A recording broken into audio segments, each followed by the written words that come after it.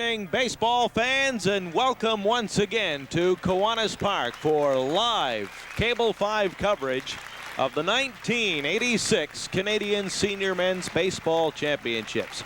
My name is Gare Maxwell. Joining me momentarily in this broadcast booth will be Moncton Mets import catcher Doug Simonek as we get set to bring you play-by-play coverage of tonight's game, the final game of the round robin between the host team, the Moncton Mets, and the powerful Windsor Chiefs from Ontario. The Chiefs lead the overall standings with a perfect 3-0 record. The Mets stand at 2-1 after losing this morning's ball game 12-7 to the Red Deer Riggers.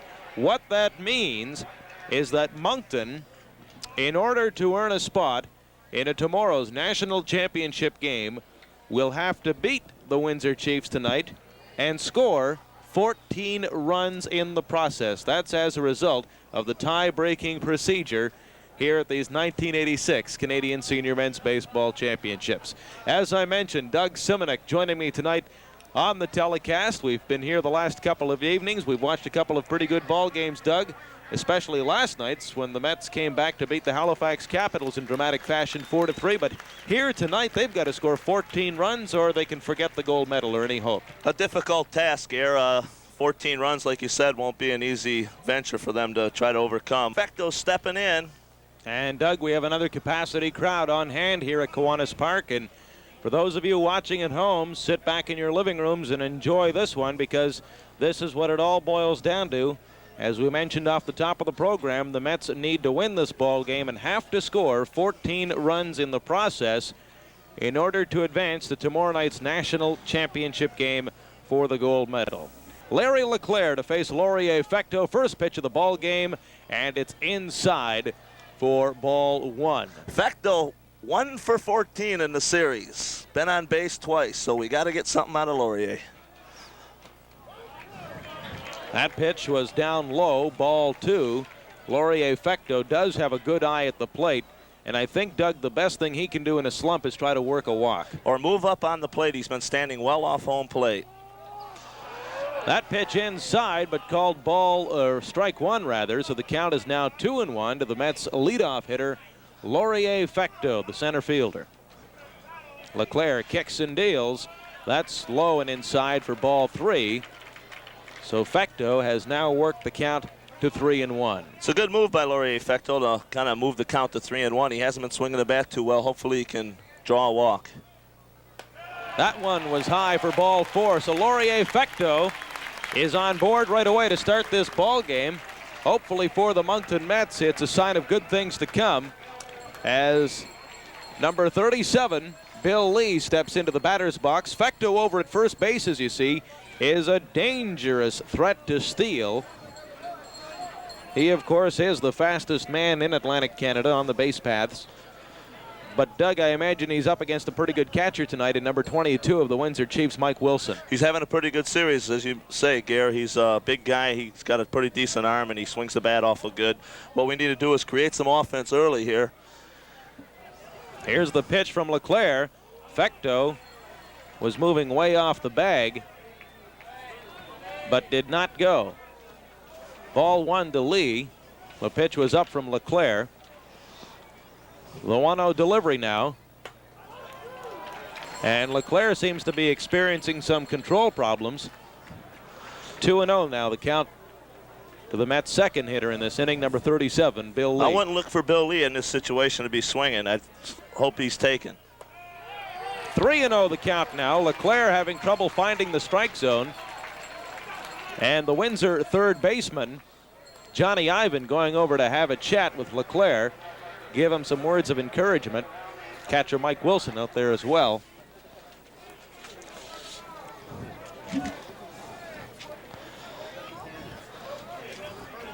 Might mention the umpires for tonight's game. Craig Ryan will be behind the plate. Stan Porter will be at first base. Keith Loveese will be at second. And Neil Thorne will be over at third. So we're working with a four-man crew here tonight. Here's the 3-0 pitch from Leclerc. Lee will be taking all the way. He does so. And Lee has drawn a walk as Laurier Fecteau moves to second. So here in the top of the first inning, the Mets have two runners on board at first and second. Nobody out. And the big stick comes to the plate, number 39, Tim Mellon. If he can duplicate what he did last night, we'll be in business right off the bat on our way to 14. The magic number is 14 tonight. Well, now Windsor skipper Tom Valk, who at the age of 25 is the youngest manager in senior baseball in Canada, ventures out for a chat with his starting pitcher tonight, Larry LeClaire. I'm sure this is a different experience for LeClaire pitching in front of a big crowd like this. As their manager mentioned the other night, they're not getting big crowds in Windsor for any of their games, so this is sort of a treat for them. Not only a treat, Doug, but I imagine at this particular point in time rather intimidating as you get a look at Bill Lee over at first, having a chat with first baseman Dave Cooper, who's been swinging a pretty hot bat for the Windsor Chiefs in these national championships. Laurier Fecto, there you see at second. Tim Mellon now the hitter, number 39. He's cracked one home run in these championships. Mellon looking to deliver the big blow here in the top of the first inning. Fecto getting a good-sized lead off second, as you see. Mellon with a swing and a miss, and it's strike two. The count 0-2 to the Mets' number 3 hitter, Tim Mellon. LeClaire checking the sign from Mike Wilson. Kicks and deals. The 0-2 pitch is way outside. Count now runs to 1-2. Mellon patient at this time at this AB. He needs to get something he can turn on. Well, Tim Mellon looking to stay alive here. He doesn't want to strike out if he can. Put the ball in play. Mellon fouling it off, protecting the plate. And the count remains at 1 ball and 2 strikes. Good swing there. He didn't pull off. Earlier this morning in the Mets' 12-7 loss to Alberta, Timmy struck out 3 times, but he was trying to pull the ball. He should have been going up the middle with the ball. The guy was throwing breaking balls, and Timmy tried to pull all day. The 1-2 pitch. And it's called for a 3rd strike. Mellon thought it was below the knees. Home plate umpire Craig Ryan thought differently. And Mellon becomes the first out of the inning. A big strikeout for that man, number 5, Larry LeClaire. So now with runners on first and second and 1 out, the cleanup hitter, the first baseman, Ralph Chambers, steps into the batter's box. And Doug, I have found Chambers to be a clutch man in these championships. Ralph's only got 2 hits in the series, Gare, but he's hit the ball on the nose several occasions. And he's driven in some key runs for the Mets in those victories over the Halifax Capitals and the Quebec All-Stars from Three Rivers. The 0-1 pitch from LeClaire as he checks the runners. Chambers fouling it off. Ooh, just foul, too. It went foul down the first base line, deep to right field. You could tell as soon as the bat made contact it was not going to stay fair. The runners, though, were not watching as Fecto and Lee head back to their positions at second and first base, respectively. Now Moncton Mets coach Pete Slotta from his spot in the third base coach's box comes over for a chat with home plate umpire Craig Ryan. It's a good thing they did call it foul, Gare, because Ralph didn't run. Well, I think Ralph knew right away. Right, he knew right away, but if there was any debate, he didn't run it out. If you're not sure, run it out. 0-2 the count to the Mets cleanup hitter, Ralph Chambers. There's Lee at first. First base coach Glenn Arsenault in the background. Lee with a healthy leadoff first. Now the 0-2 pitch from LeClaire. Swung on and popped up. This could be trouble. The center fielder coming on makes the play. And as a result, Lee and Fecto have to retreat. The center fielder, Rob Murphy, number 18 for the Windsor Chiefs, with a good play to come in. Got a good jump on the ball, Doug. I think Ralph was a little bit fooled by the pitch. It was an off-speed pitch, and he already committed himself, and he had to kind of just flick it with his hands and got him looking for the wrong pitch at the wrong time. Well, tonight's designated hitter, Ross Kidney, steps in with 2 out and 2 men on board. We're in the top of the first inning. The Moncton Mets against the Windsor Chiefs. There goes LeClaire. Fecto's on his way to third and goes in without a play. Fecto with the head first slide. Not necessary. Catcher Mike Wilson not bothering. Perhaps now, Doug, with runners on the corners at first and third, the Mets might try the double steal. Well, I thought Bill probably should have went in behind on that steal of Fecto to third, so. To break up the force play. Well, to break up the force play and plus put him in better scoring position in case Ross does get a single. Exactly. 1 ball, 1 strike, the count to Kidney as he fouled off that latest offering from Larry LeClaire, a right-hander from Chatham, Ontario, picked up by the Windsor Chiefs several years ago. Outside, ball 2, so the count now 2 balls and 1 strike. Ross has to go the other way. I went down in the 7th inning of the first game, and I tried to mention to him, you got to hit the ball the other way. He's vulnerable right now for the breaking ball, so if I was him, I'd be looking breaking ball. Kidney, a pull hitter essentially to left field, awaits the 2-1. It's up high and inside for ball 3, so the count now 3 balls and 1 strike, and this man, Larry LeClaire, has had control difficulties, but the Mets so far in this first inning, Doug, unable to capitalize. Can't get a hit. They got a couple walks. They got to get something going. Like you said, we need 14. Here's the 3-1 delivery, and Kidney goes the other way, but it's an easy play for the right fielder. That is Mike Cooper, and as a result, the Mets are out of this inning without putting a run across. Doug, in the Mets half of the first. So for the Mets, they had no runs on no hits. There were no Windsor errors, and there was 2 men left. We played a half inning. Moncton nothing, Windsor coming to bat. You're watching live Moncton Met baseball on Cable 5. Well, the situation is fairly grim at this particular point in time. The Mets are up against a pretty good ball club in the Windsor Chiefs. They need to score runs. They need to take advantage of every opportunity, and they kind of blew one there with runners on and nobody out in the top of the first inning. I'd like to mention, Gary, we got another beautiful night for baseball here in Moncton. The weather has cooperated all weekend long as you're looking at Glenn Burt finishing up his tune-up tosses as we scan the Moncton Met dugout.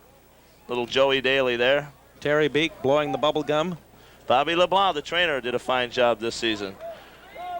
Ross Kidney DHing tonight, sitting in. Danny LeBlanc, the trainer. Dino Gallant and Bat Boy Joey Daly, Rael Cormier. And having a puff for that Camel. is Air Force man Rick Patterson out of Chatham. That's it, just stamp it out there. Have a few seeds to wash it down. Go to the sunflower seeds. And there you get a look, if you're watching at home.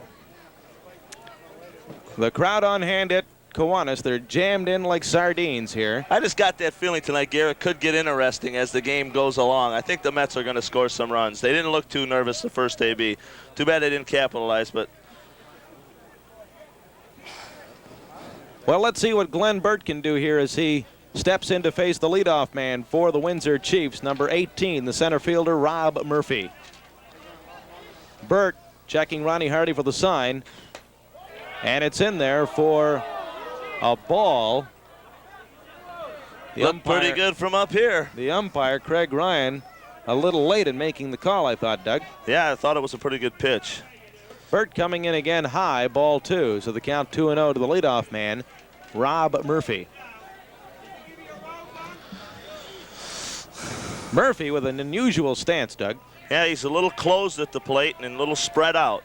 What he's saying is he wants to hit the ball to left field. So they should play him around the left a little bit and take that base hit away from the left field. Burt's last pitch was a strike, so the count 2-1. Burt kicks and deals, and it's swung on. Fly ball to left field. Bill Lee does have a play over at the line, and there's 1 out. So, as I was saying, Gare, they played him away a little bit. He went the other way, and Lee happened to be in the right place at the right time for out number 1. The number 2 hitter, the second baseman, Tom Nelson, now coming to the plate. Nelson, a right-handed hitter, to face Glenn Burt. Burt, we should mention, has pitched in pressure ball games before. I can't think, Doug, of any bigger game for Glenn Burt than Game 6 against Marysville a year ago in the New Brunswick final. Swung on and a ball to the shortstop, Ronnie Monroe. A long throw to first, and they've got him for out number 2. You're right, Gare. Glenny has pitched some big games. 3 big playoff games for us last year, and what can you say? He won't overpower anybody. He keeps the ball down. He lets the ball work when it gets into the strike zone, and that's when he's most effective. When he tries to overthrow the ball, he gets himself into trouble. He'll start walking people, and subsequently they'll get a few hits. Burt, we should point out, was the winning pitcher in the series clincher against Marysville a year ago, going 7 strong innings. A very steady right-hander. And if they can get 6 or 7 innings out of Burt this evening, then the Mets could very well be in business as Pat Dumichel, the left fielder, steps in to face Burt. First pitch is way outside for ball 1. There's Dumichel. I played a little minor league ball against him when he was in Double-A with the Orioles. He was a good-looking hitter back then and a real good competitor. The 1-0 pitch from Burt is inside for ball 2. Right-handed hitter, stands kind of tall at the plate. There you see him deep in the box. Dumichel did go as far as AAA in the Orioles organization. Here's the 2-0 pitch, and it's called high for ball 3. And again, the fans get on the case of home plate umpire Craig Ryan. Now Ronnie Hardy is having a discussion back behind home plate, arguing the call.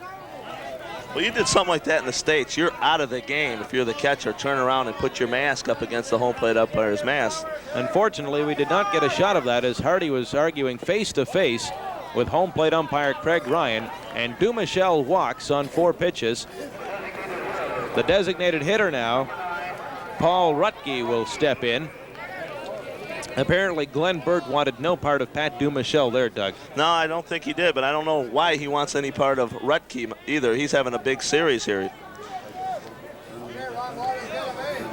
So Burt, after issuing a walk, I think I'd rather pitch to the guy and give up a solo homer than pitch to the 4th guy and give up a 2-run homer. But that makes sense. Yep. Burt checking the runner at first, kicks and deals.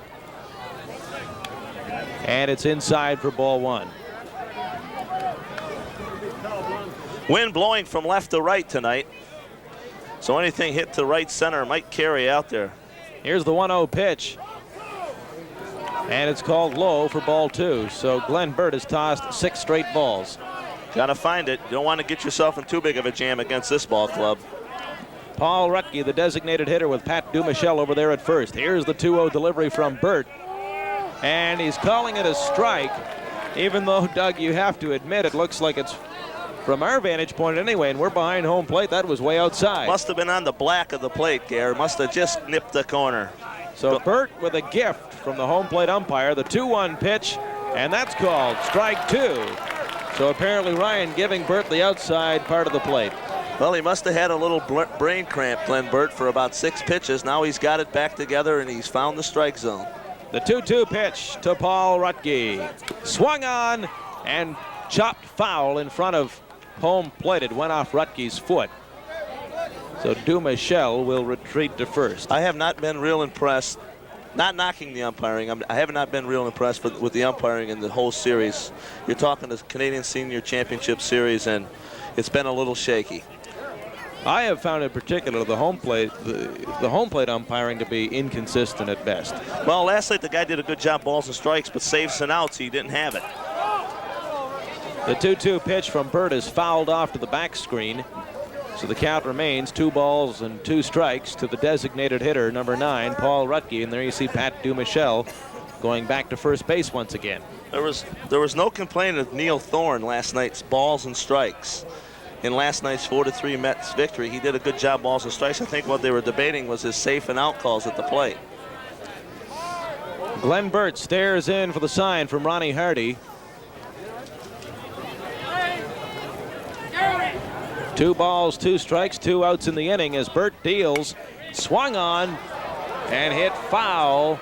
And that could go into the bleachers down the first base line. Thought it might carry into the Kiwanis Park swimming pool, but it did not have the legs. And a gentleman from Elma, New Brunswick, pulled that in all the way up from Elma to watch this game tonight. We're in the bottom of the first inning. There is no score. 2 outs. The Windsor Chiefs with a man on.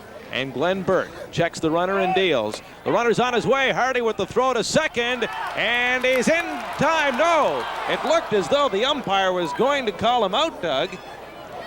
Well, in the process of raising his right hand, then he changed his mind and gave the safe signal. Second base umpire Keith Lovies went up with the right hand to bang him out, and then he changed his mind and gave it the safe call. So, hey, let's flip a coin out there. Looked as though the throw got there in plenty of time. Yeah, it might have been a little bit on the left side of the base, and Gibbons had to reach over and get it and pull it back. We do have instant replay tonight. I don't know if we're going to be able to get a shot at it, at that one again. It'd be nice to take another look. The guys downstairs in the truck will try and do their best to wind that one back and see if we can get another look.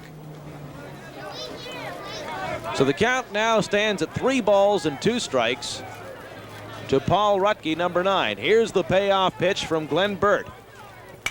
Swung on, and that one gets through the gap and goes into center field. Now, some confusion happened there at third base as Dumichel rounded third. He had the green light, then the brakes, and then went after all. The Mets did not take advantage of that base running gaff. I didn't notice if that coach touched him or not, but if he touched him, he is automatically out. A coach cannot touch a base runner as he's coming around third, and I just caught it out of the corner of my eye. I didn't quite see it. So Paul Rutke on base with a single to drive in a run, and the Windsor Chiefs take a 1-0 lead. Dave Cooper, the first baseman,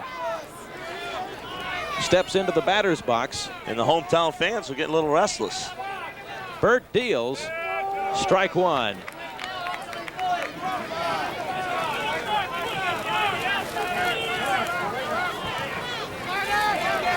Burt checks the runner over at first. The 0-1 pitch from Burt. Swung on, and it could be a play for Ronnie Monroe, and he's got it for the third out. Nice catch by Monroe. Going back, reached up. Ronnie Monroe been a solid performer. There he is, coming off. Okay, Doug, we're going to take another look at that stolen base by Pat Dumichel. Director Terry Gallant downstairs in the truck tells us they do have it coming up on the instant replay here on Cable 5. Let's take another look. There it is. The throw he dropped the ball. That's why. So there you see the reason why the second base umpire, Keith Levies, started to call the out sign and then changed his mind to safe as Gary Gibbon dropped the baseball. So here's another look at it. Here it is. Good jump going in. There's the throw. Got him in time, but Gibbon can't hang on. And as a result, Dumichel's called safe. Just didn't have the handle. Let's give you the recap of the first inning for Windsor. They had 1 run on 1 hit. There were no Moncton errors, and there was 1 man left. So we've played 1 full inning. Windsor 1, Moncton nothing. But I'll tell you this much, Doug. Whatever Moncton does defensively does not really matter at this point in time. Well, they can't think too much of defense. They got to go offense tonight. Because if you've just joined us, the Mets must score 14 runs and win the ball game in the process in order to make it in to Sunday's championship final at 7 o'clock.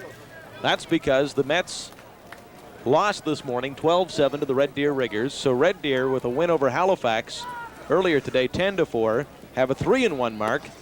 The Mets are at 2-1. And by virtue of the tie-breaking procedure, runs scored, the Mets need 14 tonight as you look at tonight's third baseman for the Moncton Mets, Donnie Cormier. Second pitch from Larry LeClaire called low, ball 2. Doug? Home plate umpire Craig Ryan looks a little tight behind the plate. That pitch looked pretty good to Donnie Cormier. The 2-0 from LeClaire. And it's called strike 1. Cormier, a solid 400 hitter in the Nova Scotia Senior Baseball League. Swing and a miss, and it's strike 2. The count now even at 2 balls and 2 strikes. Yeah, Donnie Cormier had a big year for us. He swung the bat awful well. He had it slacked off a little bit at the end, but he came around. The 2-2 offering from LeClaire, and it's called low, ball 3. Full count now, 3 balls, 2 strikes. A little close to take, Gare. Gotta be, if you're gonna be I'd have been protecting the plate there. If you're gonna be offensive, you better jump on it. Here's the 3-2, swung on, ground ball to third. And let's see the throw, and it pulls the first baseman off the bag. Cormier does not make any turn. The throw from third baseman Johnny Ivan pulled Dave Cooper off the bag. And as a result, Donnie Cormier is on board Let's see how they'll score that. They ruled that an error on Johnny Ivan. It was flashed up there. Johnny Ivan commits the first error. So the Mets get the leadoff man on board for the second straight inning. And we'll see if they can capitalize this time around, as Ronnie Monroe, the shortstop, steps in to face this man, Larry LeClaire. First offering from LeClaire is called strike one.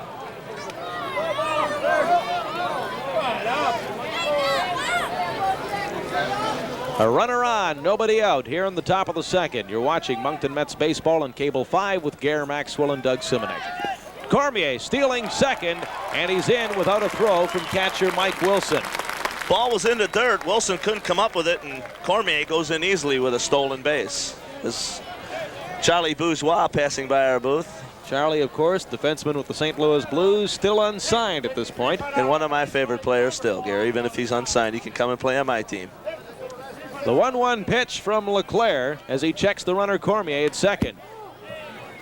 Foul tip as Monroe took a good cut at that, and it's now 1 ball and 2 strikes. Ronnie Monroe had a good first game here in the series. He was 3 for 4, and his bat kind of went silent for us last couple games. Well, the Mets are facing much better pitching than what they're used to in the Nova Scotia Senior Baseball League. The 1-2 way outside for ball 2, so the count now even at 2 balls and 2 strikes. A little later on in the program, we'll attempt to get Charlie Bourgeois in to say a few words.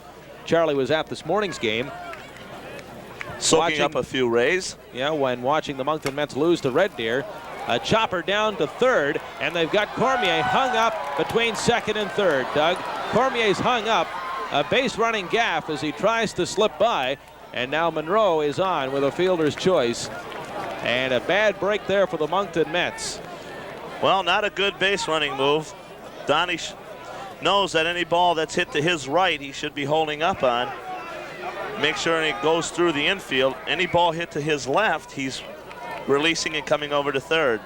Just a case where he thought maybe it was a higher chop and would have brought the third baseman in. He could sneak in behind, but the field's rather hard and it was right to the bag.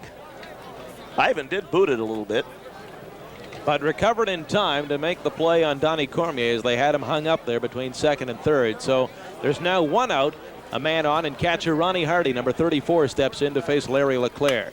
Hardy swings at the first pitch, foul down the third base line, strike 1. Hardy's done a good job for the Mets as you look at him there at the plate. Chatham native, Newcastle area, good ball player. Good acquisition by the Mets for this series. The 0-1 from LeClaire, swung on again, and it's chopped foul into the stands down the third base line. So the count now 0-2 to catcher Ronnie Hardy. Here you get a look again at some of the capacity crowd on hand here at Kiwanis Park for the final game of this round robin. LeClaire checks the runner at first, the 0-2. Hardy protecting the plate with another foul ball down the third base line once again. So Hardy going the other way, Doug. Basically, that's how he hits the ball, you know. He just spanks it the other way and has to hope for the best. Not much of a pull hitter. And not much in the way of power. No power, so if you're looking for a grand slam, if you're on 10 tonight and Hardy comes to the plate, you might have to make a change. Let's get 1 first. The 0-2 count.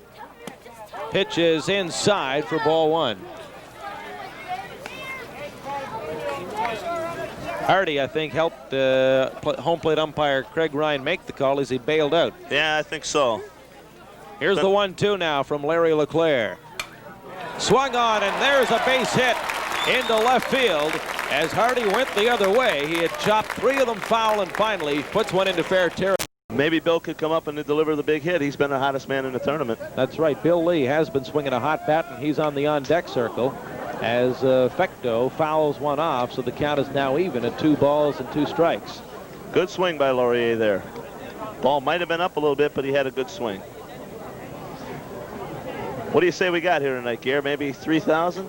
Well, more than 3,000. I don't think there's any doubt about that. The runner on his way to second base, and Ronnie Hardy will go in standing up for the Mets' 3rd stolen base of the ball game. No play at all from catcher Mike Wilson, not that we expected one. with a runner over at third. The Mets have been known to pull the old first and third steal, double steal, in an attempt to score a run. I don't think we want to get too fancy here tonight. I think we want to just have the big inning. The count is full to Fecto, and it's high for ball 4.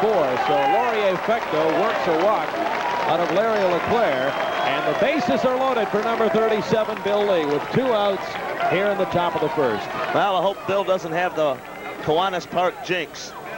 He's been a solid performer for the Mets this whole series, and he's doing a good job. I think he wanted the ball tonight when he came to the ballpark. I talked to him just before the game. He said, hey, I'll do whatever they want me to. I can pitch. I can play the outfield. So he's in a good frame of mind. He wants to win. He's a competitor. And my good buddy. They've put Bill Lee in the left field tonight in an attempt to get more bats into the lineup. Yes. I think that's a good bit of strategy on the part of head coach Pete Slotta as Lee steps in to face Leclerc. The first pitch swung on, and it's deep. Deep to right center, and that ball is out of here. It's out of here. A grand slam home run from Bill Lee. And the Moncton Mets have jumped back into the picture, Gare. A couple more of those, and we're looking right back down the barrel of the shotgun. Does this man have destiny on his side or what, Doug? Bill Lee with a grand slam home run with 2 outs in the top of the second inning, and it's Moncton 4, Windsor 1. The baseball gods are sitting on his shoulder. Listen to this crowd. He's getting a standing ovation. He's getting a curtain call, ladies and gentlemen. Let's get a look at the crowd. They are on their feet. For number 37, there he is, Bill Lee. What a blast to right center. It went over the 333 mark. Here's another look on the instant replay, Doug. As Lee stepped in. There he is. He's deep in the box. He's going for the home run ball at this point. He's thinking home run all the way. Good swing. He got it all. He got his arms extended. He went way back. You see the center fielder going back to the wall, leaps, it's out of here. Rob Murphy with a good effort, but it was not enough as Lee uncorks a grand slam to put Moncton on top 4-1. Tim Mellon, the hitter, with 2 outs, facing Larry Leclerc. Mellon swung on, foul. The count even now, 1 ball, 1 strike. Well, we got something going. Too bad we didn't chip in a couple there in the first inning. They had 6. Would have been halfway home almost. Well, the Moncton Mets are not about to quit.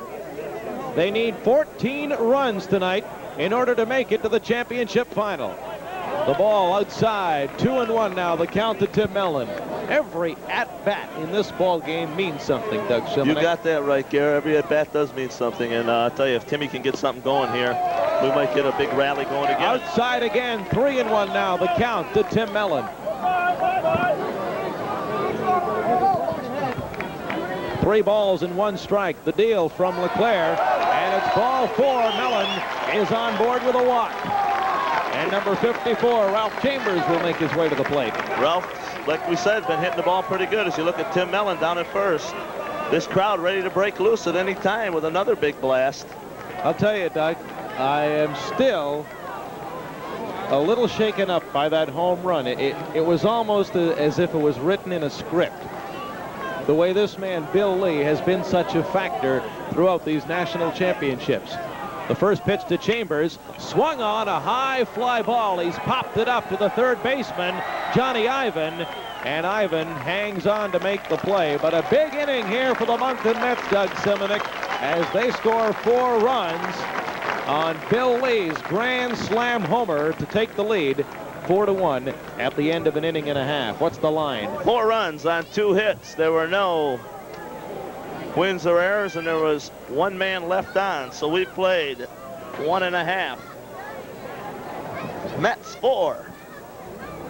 Windsor 1. As you look at Bill Lee, hit the big blast in the top of the second.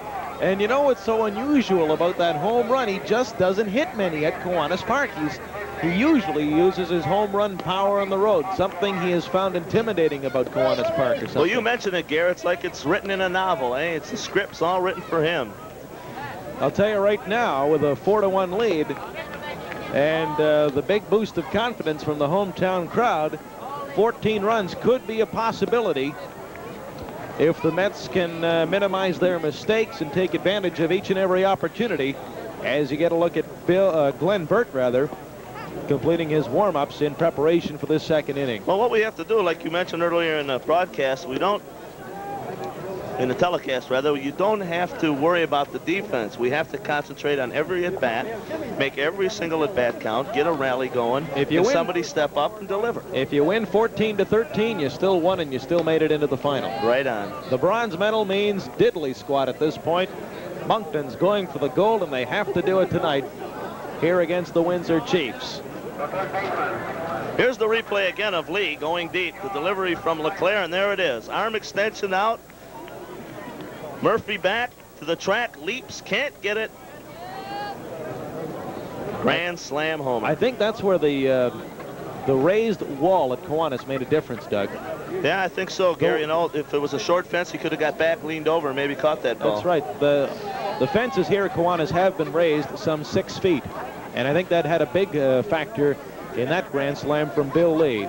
Glenn Burt kicks and deals to the first batter, and it's popped up high by Johnny Ivan, the third baseman, and Donnie Cormier has it for out number 1. Donnie Cormier making a start tonight at third base for the Mets. Pete Slata elected to take him out of the lineup for his defense. Was playing a little shaky in the field, but he's in there tonight for his offense. In place of Terry Beek. Donnie Cormier, second on the team this year to Doug Simonik in doubles, and that's why he's in the ball game tonight for the Moncton Mets. Good slash hitter. Mike Wilson, the catcher, steps in. First pitch from Burt is called a strike. It nipped the outside part of the dish. Glenny Burt looks like he's on target tonight for the Mets. He has issued 1 walk. No strikeouts as yet. He was outside there for ball 1. As we mentioned, the flags were blowing a little bit from left to right, so Bill Lee was aided a little bit by the wind as he got one up in the atmosphere. Here's the 1-1 pitch from Burt. Swung on and chopped foul down the third baseline, so the count now 1-2. Glenn Burt. He's quite an all-round athlete as well, Doug. He's a good hockey player, and it seems everything he does, he picks up so very well. There's a swing by Wilson. It's hit hard to right field in foul territory. Tim Mellon did not have a play, and Wilson will go back with the count 1 ball and 2 strikes. Wilson, a big guy, as you see him on your screen there. Having a good series. Also had a grand slam home run in an earlier game in this series, and got to kind of pitch the ball in on him. He likes to get them arms extended on something high and drive it the other way. A well-rounded man. The 1-2 offering from Burt. Swung on, and it's a high fly ball. Lee is going to race under it and make the play for out number 2 here in the bottom of the second inning.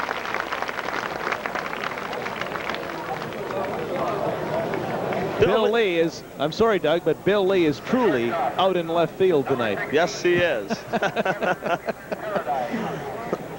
Bill Lee playing all positions very well. He's a great athlete, and, you know, you can stick him in the outfield, put him at first.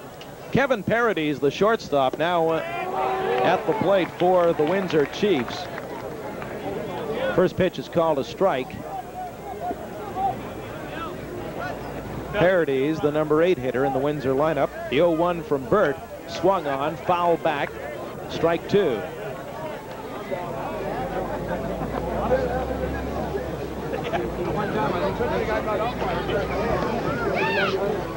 Beautiful night for baseball, as we mentioned, Gare. It's not too many clouds in the sky. Look at all the cars. They got them jammed here in Kiwanis tonight.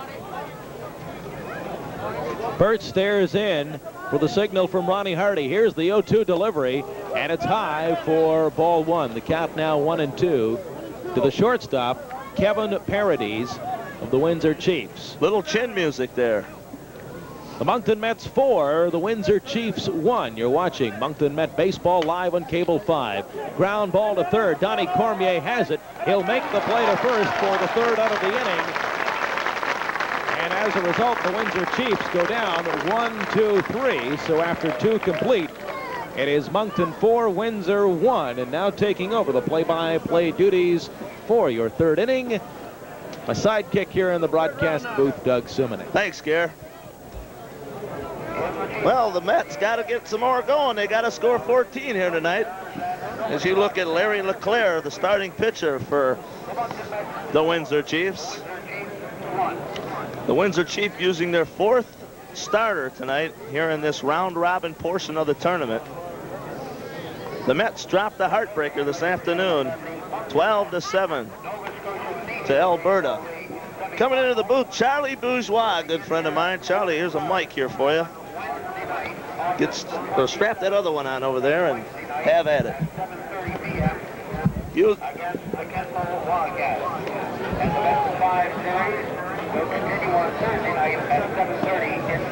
The throw to second going down.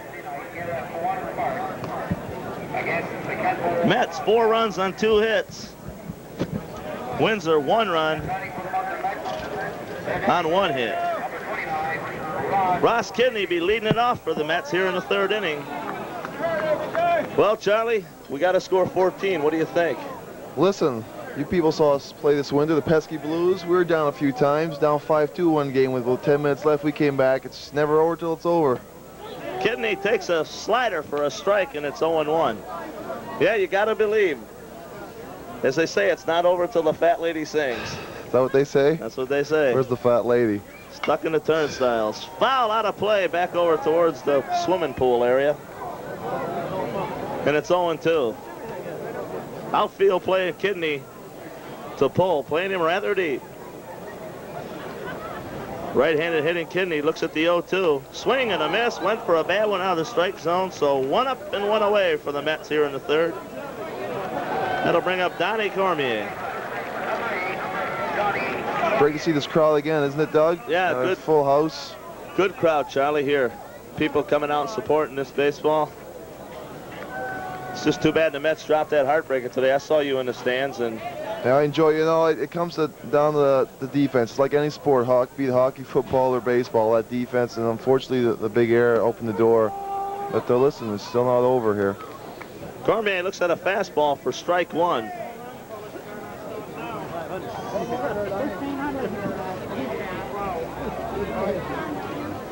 Breaking ball hit up the middle for a base hit. So Cormier delivers a 1-out base hit to center. That'll bring up Ron Monroe. Charlie, your impression of this Windsor Chief team, I think you've watched them 1 game or so.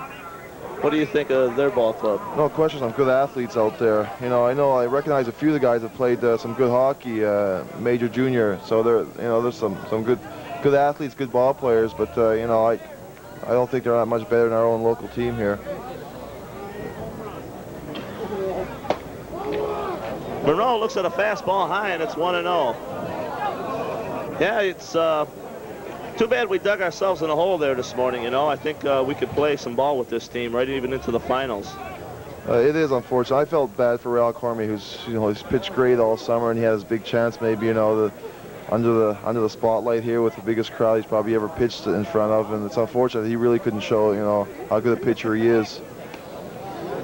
I thought he was a little tight at the beginning. He walked a guy in each of the first 2 innings, and I thought Bill would settle him down a little bit more, and Bill just kind of let him go and figure out his own game. And I talked to Bill after the game, and he said that maybe the catcher, not having me catching him might have affected him. There's no question. Yeah, that's a good point. I never thought of that at all. He had you there all summer, and you have the experience. You've played a lot of ball and pro ball. That's definitely a big point. I mean, we're not taking nothing against Ronnie Hardy. Ronnie Hardy's done a good job for the Mets. The 2-0 is a strike, and it's 2-1 as Monroe looks at a fastball right through the chute. Cormier aging off first. Leclerc gets a sign from Wilson. He kicks and deals, and it's 3-1, a fastball high. So will Pete Salata elect to start the runner here to stay out of the double play as Leclerc has to come through with something good.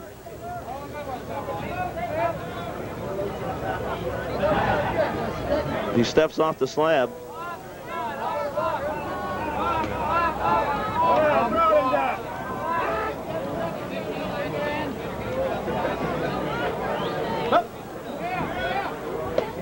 3-1's high. He lost him. So Monroe draws a walk, and the Mets got something going with one out here in the third. Charlie, is this the time of the season in the NHL where you're going to see trades popping up around, teams trying to strengthen themselves before they go to camp, or? I think, Doug, not really. I think you'll see more trades maybe at the end of training camp where the teams will evaluate their rosters. Maybe you'll see if a couple of rookies come up big in the training camp and they think they can stick with the team during the winter, then they might try and shuffle a couple of veterans. So now you might see more minor deals, you know, teams looking for the insurance in case of injuries or whatever. But you'll see most of the deals probably, you know, before the end of the season, and then again at the day at the trading deadline. I know the Red Wings acquired a goalie here, just a goaltender from the club. I forget his name. Sam St. Laurent, New Jersey Devils. Can he play? He's a good goaltender. You know, I was surprised that he didn't get a chance to play more in New Jersey. You know, there's definitely he'll get a chance to play in Detroit. You'll see a lot of pucks. Another good trade Detroit made was my partner and a good friend of mine, Lee Norwood, who they just picked up a week ago. He's really going to help that team. He was our best defenseman in the playoffs, you know, this year. So being back with Jacques Demers, I'm sure Lee's very happy. Will this St. Laurent, will he push Stefan for his job? No, I tell you, Stefan is one of the better goaltenders in the league. I think his problem is he can't control his temper. He's been suspended a few times, and I know in St. Louis he was brought to court, pressed charges against him where he took a swing at one of the fans after he had been pulled in a game. So if he learns to control his emotions, he's just as good as anybody. The 1-0 on its way, and it's inside. 2-0. Like to see the Mets load him up here for Gary Gibbon. It's great to see Bill Lee hit that one out, grand slam, one of the most exciting plays of baseball. Like Gary and I said, it was like written in a storybook. Yes, sir. They got him back up for their curtain call. That's fantastic. Just goes to show you the fans really support this Moncton Met Ball Club. The 2-0 on its way, and it's called strike one, to the disbelief of all the fans behind home plate. Cormier on second, Moreau on first. 4-1, Mets lead it. LeClaire gets the sign from Wilson. He kicks and deals, and it's low, and it counts 3-1. I'd just like to say, Doug Simonek, that Charlie Bourgeois and I were sitting together in the bleachers this morning for that 12-7 loss, and I think we can both tell you firsthand how disappointing it was to see the Mets let that one get away. Certainly was. As I mentioned to Doug, Gare, it comes down to defense a lot of times. To win in sports, be it baseball or football or hockey, you need that good defense. And we got to say, we're a little upset at Kevin Gaudette also for mentioning about that fly ball. Yeah, we should mention that Kevin Gaudette, we'll tell you about that in just a moment. The 3-2 on its way, ball four, so Hardy draws a walk to load the bases for Gary Gibbons. I'll tell you, one swing of the bat, and we could be in this ball game. Gary Gibbon, who wore the goat horns this morning for dropping a fly ball at second, and that allowed the Red Deer go-ahead run to score, could now make amends for that gaffe here in the top of the third inning. The bases are full.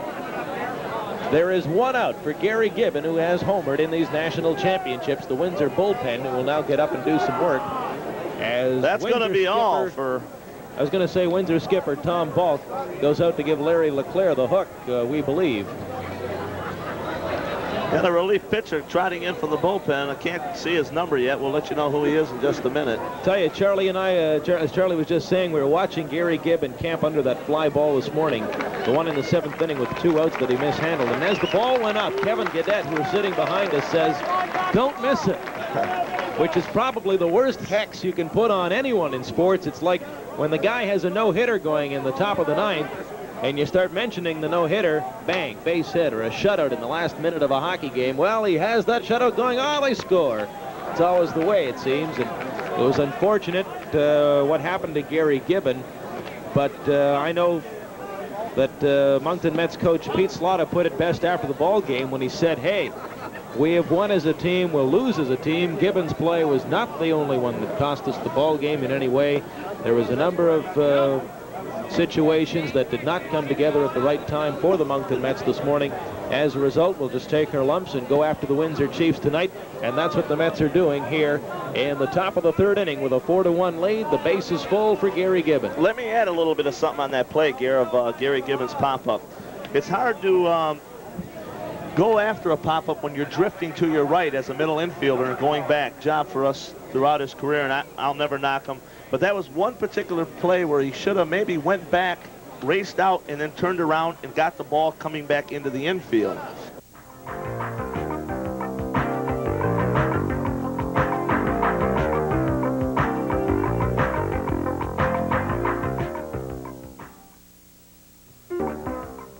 Cormier edging off third, Moreau on second, Hardy on first, and the first offering's a strike.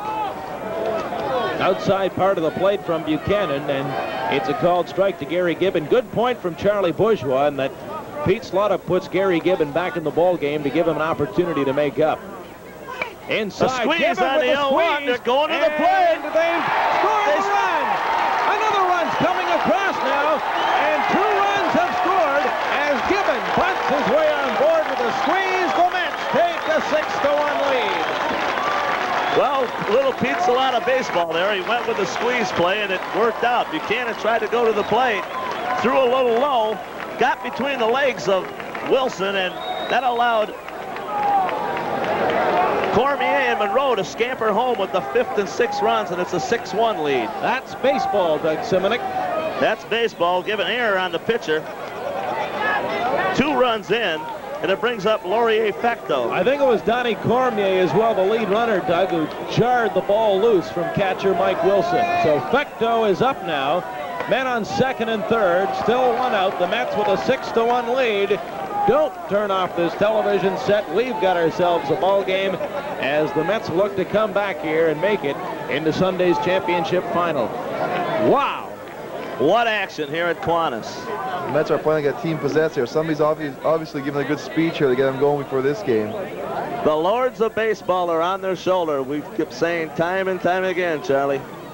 Kind of reminds you of what happened in Game 6 in St. Louis, doesn't it, Charlie? When you guys came back to beat the Calgary Flames after everyone in Canada went to bed. The 1-0 is up high to Fecteau, and it's 2-0. already, Garrett. The pesky Blues. Well, Charlie Bourgeois, as a member of the St. Louis Blues, knows all about pride, guts, and character, and that's what the Moncton Mets are displaying here in the top of the third. The pitch is high for ball 3 now to Laurier Fecteau, so the count 3-0, and Buchanan is in danger here of loading the bases for Bill Lee. 2 grand slams in one night. Holy cow, Mellon did it last year. Called strike, so the count now stands at 3-1 to Laurier Fecteau. He'll be taking all the way, Doug Simonik, here, I would imagine, on the 3-1 delivery. Well, he's got a couple runners in scoring position, so. He walked him. 4, and Fecteau is on board with a walk. This is baseball. It's just been great to see a guy like Bill Lee And look at this. Look at this. The crowd is on its feet. Holy cow, we got a barn burner.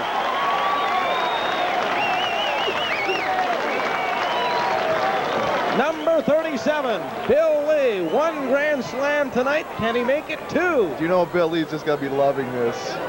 He has been described as the ultimate competitor, whether it be tiddlywinks or baseball. And here we are in the top of the third, the Mets with a 6-1 lead. First pitch is called strike 1. It was a breaking ball, Gare. I don't think Bill was looking for a breaking ball in that situation as Wilson trots out to have a little chit-chat with Buchanan. Maybe a mix-up in the signals as Wilson and Buchanan confer at the pitcher's mound. Probably more like, don't throw him that same pitch that LeClaire threw him in the previous inning.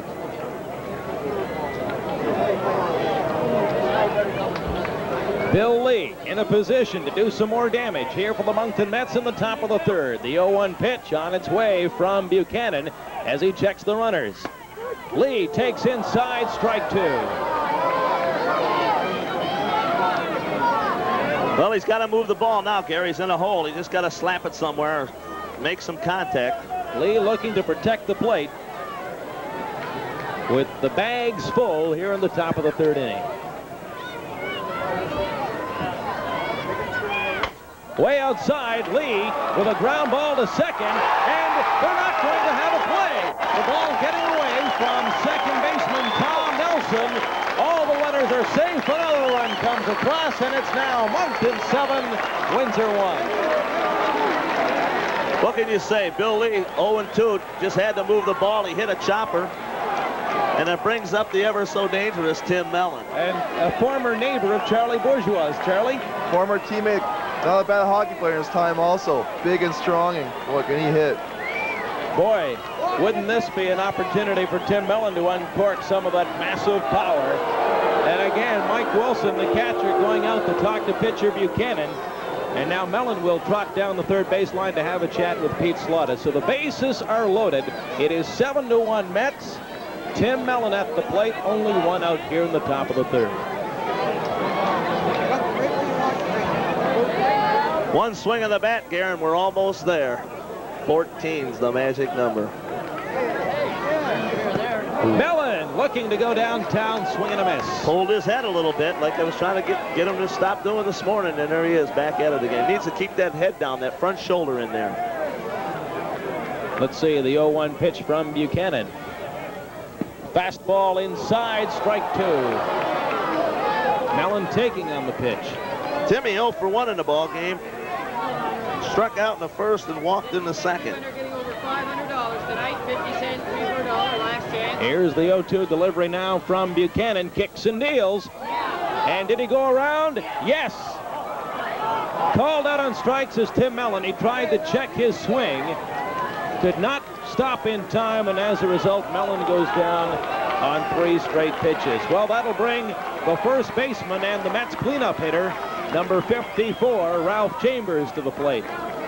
Ralph on the night 0 for 2. Flied to center and popped to third. So you got to get something going here again. Ralph's looking here just to put the ball in play. They can't swing for the fences right now, not with 2 out.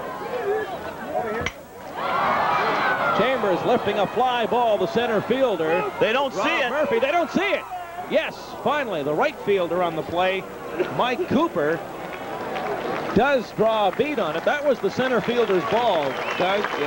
Rob Murphy looking to make the play on it, but he lost it. Fortunately for him, though, Mike Cooper came on to make the out, and as a result, the Mets come out of the inning with 3 more runs. They had 3 runs on 1 hit. There was 1 Windsor error, and there was 3 men left.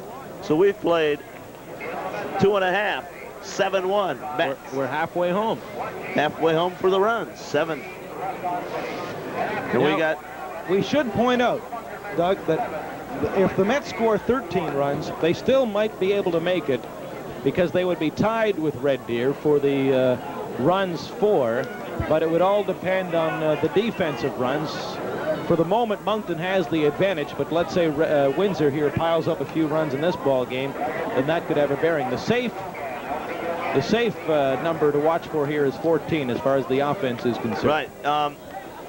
Red Deer did give up 19 runs in that first game, so that looms large in this situation. If they can, like, the Mets can hold Windsor down and not give them too many runs. So 13 might make it, but Doug and I, the way we see the situation, we'd like to see 14 to make it very safe, no questions asked. Guys, whatever happened to the most run wins here? This is definitely getting too complicated for me. Whatever happened, we score more runs than we win. Well, that's the way I like to look at it. In Canada, Charlie, you turn it into a little bit of hockey, you guys. You got to throw a little bit of goals for and goals against. Well, you know, in the round robin, you're going to get something like that. That's right. Of course, the Mets standing at 2-1, looking to move into a tie with Red Deer. The Riggers from Alberta are at 3-1 after beating Halifax and Moncton earlier today. I don't work for nothing. You don't work.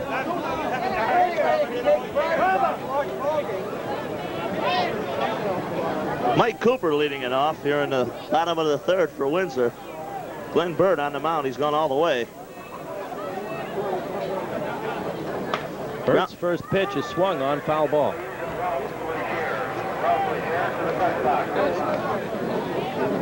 Dave Cooper, rather Mike Cooper. Sorry, my apologies for that. Keep getting the Cooper brothers here mixed up. Wasn't there a band called the Cooper Brothers? The Cooper Brothers. Dave Cooper, the old veteran, his brother. That's what it was. The dream never dies, and let's see if the Moncton Mets can keep it alive here at Kiwanis Park. 7-1 Mets, bottom of the third inning. The 0-1 pitch to Cooper, swung on and missed. Strike 2. Check swing, couldn't stop it, went all the way through, and it's 0-2. You take a look at Mike Cooper. Small little fellow with a closed stance.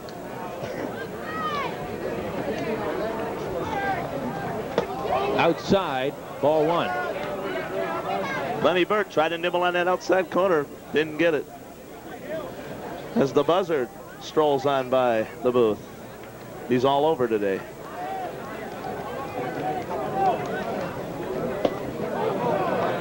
Burt is inside for ball 2, so the count now even at 2 balls and 2 strikes. Doug Simonek, like to thank yourself publicly, along with Billy the Buzzard Saunders, for dropping into CFQM Radio today for an impromptu rap session on Inside Sports. Swung on and missed. Strike 3.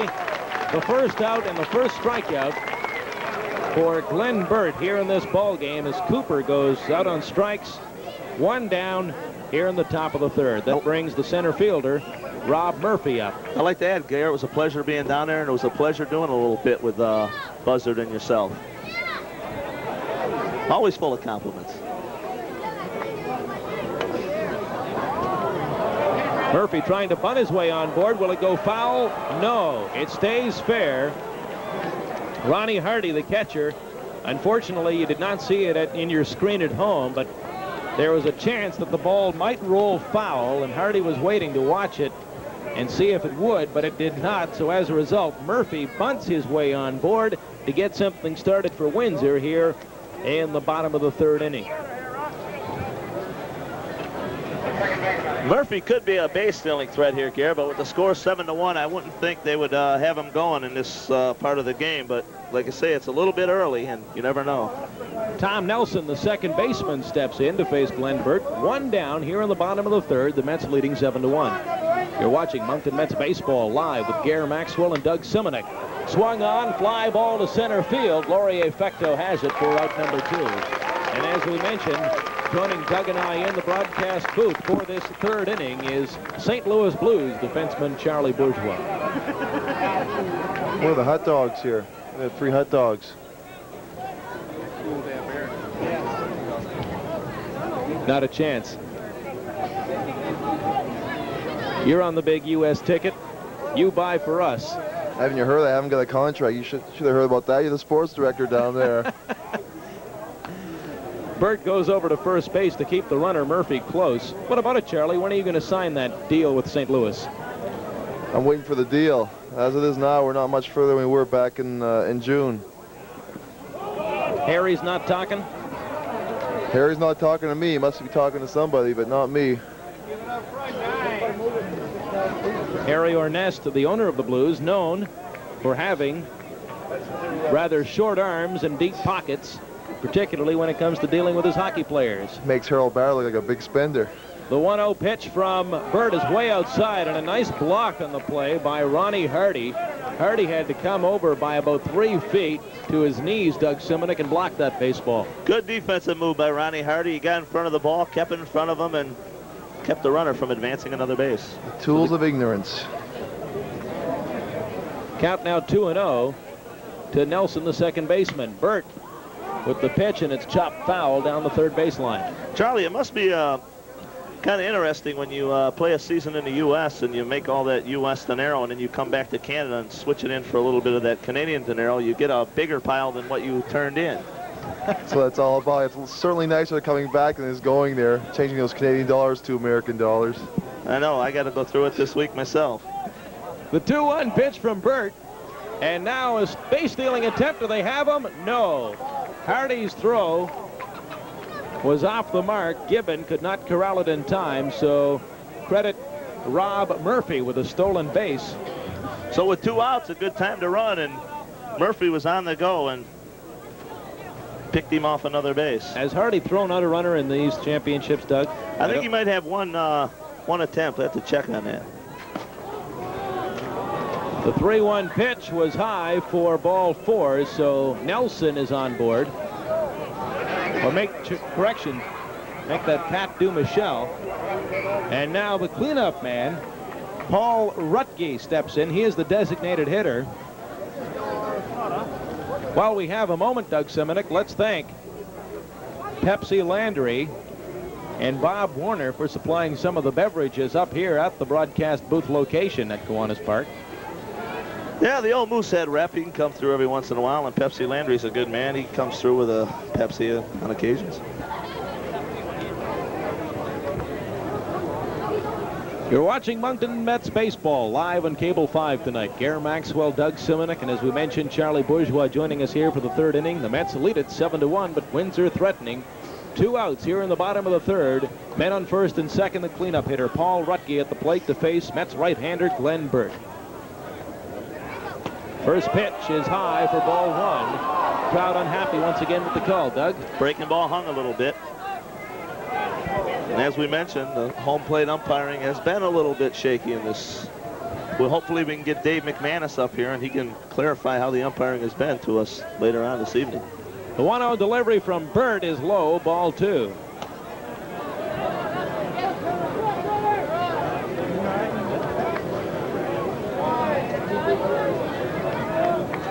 Again, as we stated earlier in the broadcast, the Mets are not defensively. It's the offense that they're worried about. The pitch way inside. It gets away from Ronnie Hardy.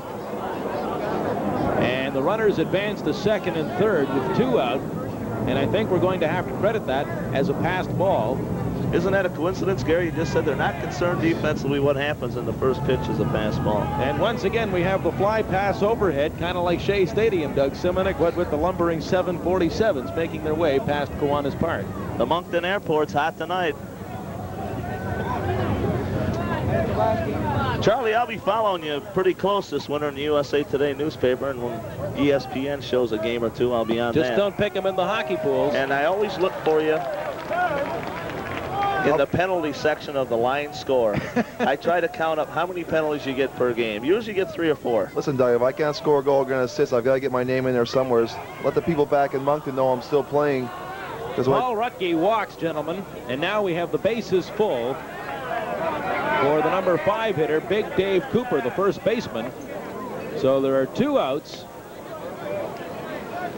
I noticed last season, Charlie, that... Sorry, go ahead, Doug. Charlie, that you, when you were traded over to St. Louis, you picked up a couple of clutch goals late in the year. One in overtime, I believe, and one in the third period to tie it. Or I finally got a chance to use those moves I've been practicing in Calgary for 4 years. Never got a chance to use. First pitch from Burt is called high for ball 1 to Dave Cooper, the big first baseman who has participated in 10 of these national championships. Clutch performer. Pitched a good game the other day and had a big home run for the Windsor Chiefs. The 1-0 swung on, and it's a base hit into left field. Lee will have it and make the throw to the cutoff man, Donnie Cormier. They don't have a play at the plate. The ball gets away from Ronnie Hardy. Burt backing up. Let's see if they get him at third. No, he's safe. And Donnie Cormier can't believe it. Donnie Cormier thought he had the third out over there at third on the relay from Glenn Burt. Close play. Let's see if we can get another shot at it. Maybe we can. Director Terry Gallant downstairs in the truck will try and work on the instant replay for us. And I understand they did not get it, Doug Simonek, but it looked to me as though Cormier had the tag in time. I thought he might have got in there a little bit. Got in with the feet. Cormier a little late slapping the tag. Burt had to go a little ways after he was backing up the plate. He had to kind of round the ball off the screen and make the long throw. And I thought Lee's throw from left field had a chance if it had not been cut. Well, the score is now Moncton 7, Windsor 3. There are 2 outs here on the bottom of the third inning. Runners at second and third. And now stepping in is the third baseman, Johnny Ivan. Burt kicks and deals. First pitch is high, ball 1. Charlie Bourgeois, tell us, when do you head back to St. Louis and get ready for training camp? Well, I'm jumping in my truck in a few weeks, and I'll be heading for the border. And from there, I'll make a phone call, see where I'm going from there. If I don't have a contract, see which direction to point my truck in. So you could turn it around and head it back here? Certainly. Will you go to training camp without a contract, Charlie? No, I couldn't step on the ice without a contract, and I don't intend to. And like I say, hopefully we'll reach some deal here within the next 2 weeks. The pitch from Burt is inside for ball 2, so the count now 2 balls and 1 strike. Well, of course, the athlete can't be blamed in that situation, as Bourgeois describes. You run the risk of getting hurt and not having something to fall back on legally. The 2-1 is inside, so the count now 3 balls and 1 strike. And the crowd, Doug Simonek, getting a little edgy. Yes, they are, Gary. They want this inning to get over with so the Mets can get back up and get on the offense. This might take a little bit away from their offense, being out in the field so long, you know. Once you get something rolling, you like to stay after it. Here's the 3-1 from Burt, and it's called strike 2, so the count now full of 3 balls and 2 strikes. All this happened with 2 outs here in the 3rd.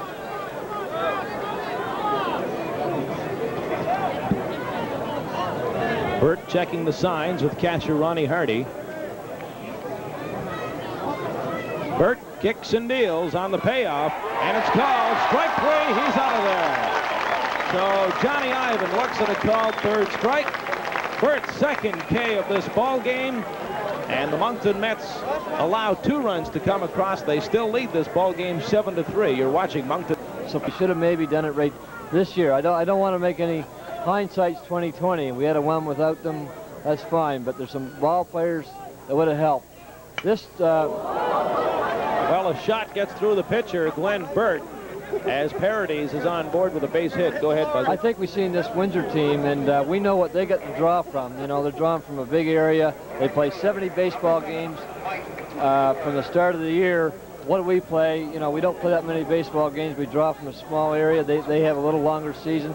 I would have taken a real strong look at adding a couple, 2 or 3 extra ball players to this ball club. The Buzzard, when you do... The right fielder, Mike Cooper, trying to bunt his way on board, and Hardy's throw gets away from the covering second baseman, Gary Gibbon. Bad break there for Ronnie Hardy because he had the play lined up at second base. As Cooper tried to bunt, but his throw was high and went into center field. Very surprising to see Cooper bunting. I've seen it. I've been in a lot of last 2 or 3 years and watched Cooper. He likes to hit. He likes to hit the home runs. Very surprising to see him bunting, but he hasn't hit maybe that well in the last game. Well, an argument now going on over at home plate. I think Ralph Chambers saying the ball was bunted into foul territory and came back out. It certainly came down in front in the front portion of the plate area, but the home plate umpire, Craig Ryan. Well, make no mistake about it, Gare. The umpires, they're going to win this one. They always do. Buzzard, as we was talking about picking up players, if Moncton went out and picked up a whole bunch of players, what would it do for their program down the road? Would it discourage the older guys after they're done playing from coaching in this town, or, you know, saying, oh, the heck with the program here in Moncton? Yeah, that's a good point, Doug, but I think that you got to lay the precedent down to start of the year and say, hey, before the year starts, you lay it down saying, hey, we know there's a national tournament here. We're representing the province of New Brunswick. We have to, we know we're going to face Ontario. It's a bigger province. They got more to pick from up there. They've added to them in the past, and they play a lot more baseball than us. And if we're going to be on equal grounds, especially right in front of our own hometown, I think we have to do it. Especially in the pitching-wise, I think we could have made a few additions to the team. Well, Glenn Burt, not scheduled to start in these championships, is now doing a solid job. However, that ball is ripped into right field. Runner not coming around to score, and they've got one hung up now between second and third, but Cooper makes his way back into second as the throw came into home plate. Catcher Ronnie Hardy covering. Glenn Burt pitched a heck of a game against us last year in the playoffs. Surprised us, I think. It took us very, very surprised. I forget just what game, Dougie, that was in. Number 6. Game 6. He started Game 6, and he also pitched 2 real fine games in the earlier rounds of the playoffs. I have all the praise in the world for him. There's no doubt about it. But I think the depth that we could have added to the team with the guys would have been a big addition. Well, I hate to disagree with you, but I go back to this morning's ball game against the Red Deer Riggers, but with one of the Mets' aces, Rael Cormier, in the mound. You'd think with a pitch of the caliber of Cormier, the Mets had an excellent chance at winning the ball game. Cormier, well, unfortunately for him, he's a 19-year-old kid, probably nerved up in front of his hometown crowd in such an important ball game. Did not have one of his better outings, as that pitch is chopped foul, and things seem to unravel from that point. I don't think this game is at a reach yet, Gare. I think that we can still do it. I think we can still score the runs, but this team, Windsor's rallied the last 2 innings. They put 2 on the board last inning, and now they're threatening to score again. So let's win the game. They got a tough ball club. They're very, very solid. The bases are loaded. There's 1 out here in the bottom of the 4th inning, and the center fielder, Rob Murphy, in against Glenn Burt. Ronnie Hardy with a nice block at home plate. He needs to throw a ground ball right here, Gare, and get out of this inning. Somewhere hit hard to Monroe or Pitcher's best friend, of course, a double play.